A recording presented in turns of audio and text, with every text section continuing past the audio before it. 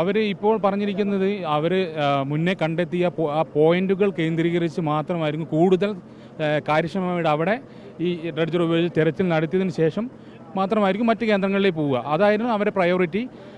അവർ പറഞ്ഞിരിക്കുന്നത് ട്രക്ക് കണ്ടെത്തുന്നവരെ തെരച്ചിൽ തുടരുന്നത് തന്നെയാണ് ഉറപ്പ് നൽകി. അത് ഇനി 10 ദിവസത്തിൽ കൂടുതൽ ആയാൽ കഴിഞ്ഞാലും അത് അവർ ചെയ്യുമെന്നാണ് ഇപ്പോൾ MLA സാറ് നമ്മളോട് പറഞ്ഞിരിക്കുന്നത്. വിശദീകരിച്ചു. അപ്പം അതിലിപ്പം ഒരുപാട് ഭാഗങ്ങളുണ്ട്. അതിൽ ഓരോ പോയിന്റിൽ ഇതെല്ലാം പിന്നെ അവർ പറഞ്ഞ മണ്ണിനടിയിൽ നിന്നാണ് എടുത്തത്. ഡ്രഡ്ജ് ചെയ്തതിന് ശേഷമാണ് ഈ വീലെല്ലാം കിട്ടിയത്. ഒരിക്കലും ഒരു മുങ്ങിത്തെരച്ചിലൊന്നും ഇത് കിട്ടാൻ സാധ്യത ഉണ്ടായിരുന്നില്ല.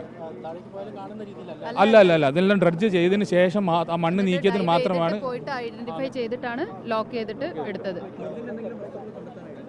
ഇതുവരെ നമ്മൾ പ്രത്യക്ഷത്തിലൊന്നും കണ്ടെത്തിയിട്ടില്ല. ഇതുവരെ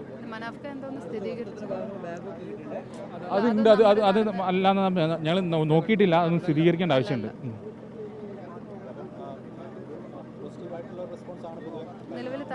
നിലവിൽ ഒരു തടസ്സമില്ല. ഭരണകൂടത്തിൻ്റെ ഭാഗത്ത് പോലീസ് സംവിധാനങ്ങളുടെ ഭാഗത്തുനിന്നും തികച്ചും അനുകൂലമായിട്ടുള്ള നിലപാട് തന്നെയാണ് അവർ നൽകിയിരിക്കുന്നത്.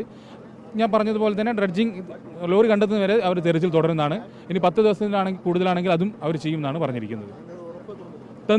ഒരു ഹോപ്പുണ്ട്. ഇതിന്റെ ഇവിടെ തന്നെ ലോറി മണ്ണിന്റെ അടിയിൽ ഈ പുഴയിൽ തന്നെ ഉണ്ട് എന്നുള്ളത് അവർക്ക് ഒരു ഹോപ്പുണ്ട്. അപ്പോൾ നമുക്ക് മാക്സിമം ചെയ്യാന്നുള്ള രീതിയിലാണ് പറഞ്ഞത്.